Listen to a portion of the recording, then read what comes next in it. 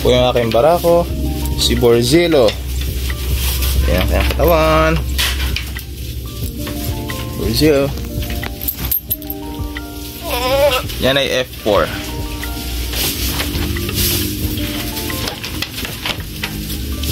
10 months old. Ang timbang niya ay 32 kg. So medyo maliit pa. Yes. Bata pa, lalaki pa to. Ay, kakalinis ko lang. Ito na agad. Ang kalat na agad. Makabili lang talaga ako ng chopper. May iwasan yung kalat dyan. Hindi muna tayo nagpastol. Kumpay na muna. Dahil may mga anak tayong kambing. Ito si Tae. Pakita na siya ng sign na may lumabas sa kanyang puwerta na na kulay puti. Marami. So baka mamaya magle-labor na to. Ganyan ba't yung mga kasama ko nag-exercise sa labas? Ako kulong na naman. Ito panghapunan nila. Pero super dami pang damo pa rin dito. Si Borzillo, yan, kulong ka lang. Tali ka lang. Lapad din Borzillo.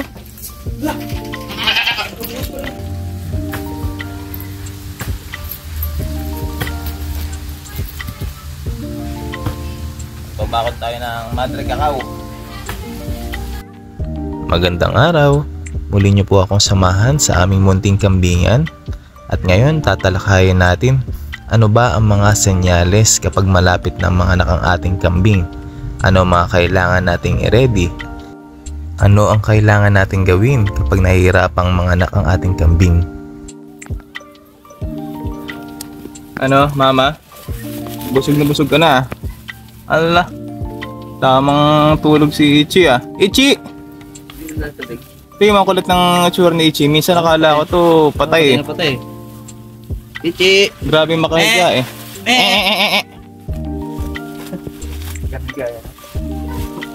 Kala mo kung anong nangyari eh.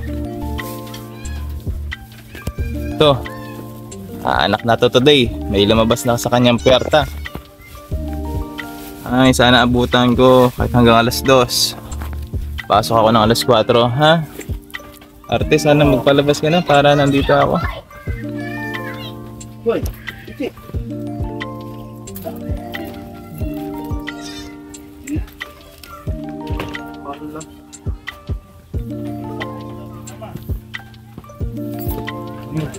Palabasin si Ichi para mapag exercise.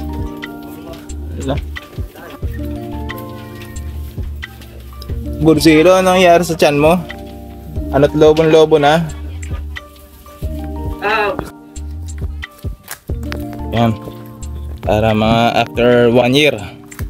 Siguro naman, ito'y buhay na.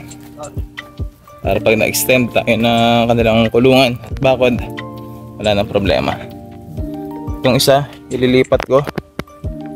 Mali yung pagkakatanim ko nun, buhay na siya actually oh. Eh hindi sakop ng lupa, kaya ililipat ko. So hanggang dito, doon, then may pasobra pa ako, 100 square meter. Oops, teka lang. Kukuha na rin tayo ng puso para medyo tipid. Masustansya rin ito.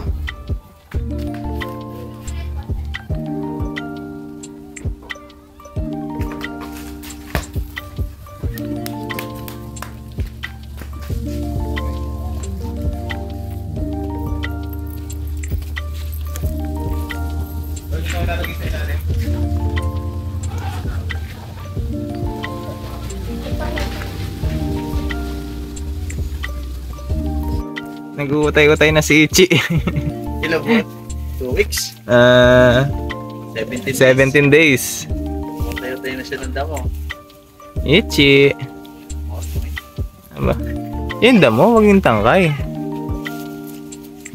Tinitikman lang. Hindi niya makagatan late kasi na ano niya eh. Ngipin eh.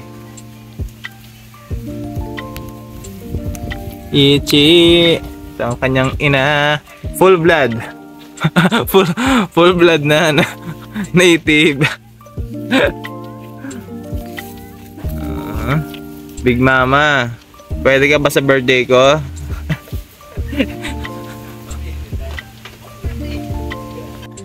Ito po ang sign na malapit ng mga anak ang ating kambing. May lumalabas na likido sa kanyang ari.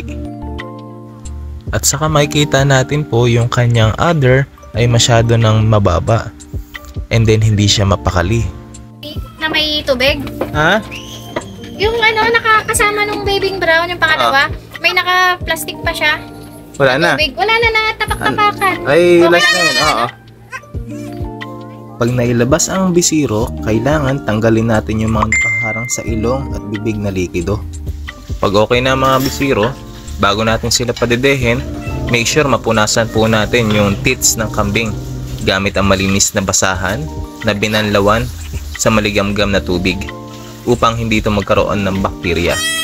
I-assist ang mga bisiro kung kinakailangan kasi meron po tayong mga dumalagang kambing na ayaw magpadede. Napakahalaga po na mapadede natin ang bisirong kambing sa loob ng 24 hours kasi kinakailangan makuha nito ang colostrum. Ito po ay yung pinakaunang gatas mula sa inahing kambing.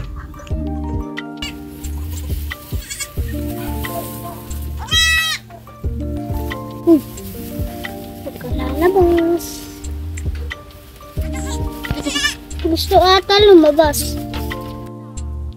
I-observe po natin mabuti ang inahing kambing pati na rin ang bisiro. Kung ang inahing kambing ay nahirapan manganak, kailangan maturukan po ito ng vitamin B complex. Kung marami naman lumbas na dugo, bigyan din natin ito ng iron. Make sure mabigyan na rin siya ng pen strip.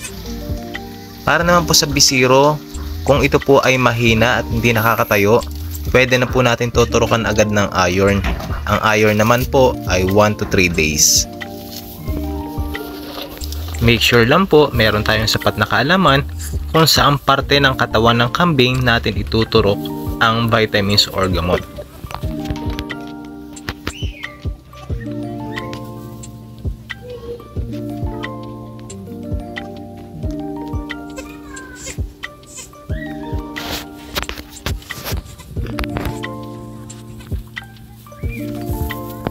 May tuturukan. Aling ga? Parehas ga tuturukan. Anak.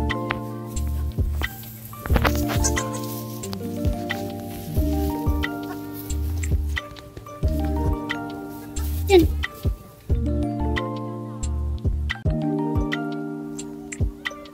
I-massage po natin ang parte ng katawan ng kambing na ating pagtuturukan.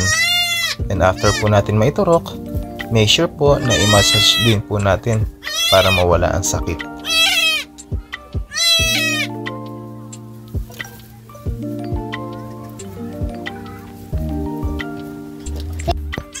Yan, naglabas siya ng twin. Hindi na natin naaktuhan. Tayo may trabaho. So, ayun nga.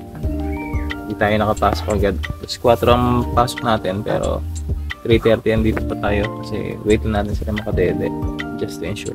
Paalam naman tayo. So, nanganak siya ng isang doeling tsaka isang buckling kulay white brown. Okay, sa unang panganak pa lang niya, twin agad. Good job. Okay. Dumede lang kayo, kuhain nyo ang colostrum. So ang ginawa natin, pinunasan natin ng basahan na nilagyan ng maligamgam na tubig yung kanyang teats para malinis yung kanyang teats kasi syempre mas mainam kung makadede sila na colostrum na walang halong dumi. Maraming salamat po sa inyong panonood. Sana po meron ako na itulong kahit papano kung ano ang gagawin natin kapag malapit na mga anak at ano ang mga senyales nito. Hanggang sa muli, paalam!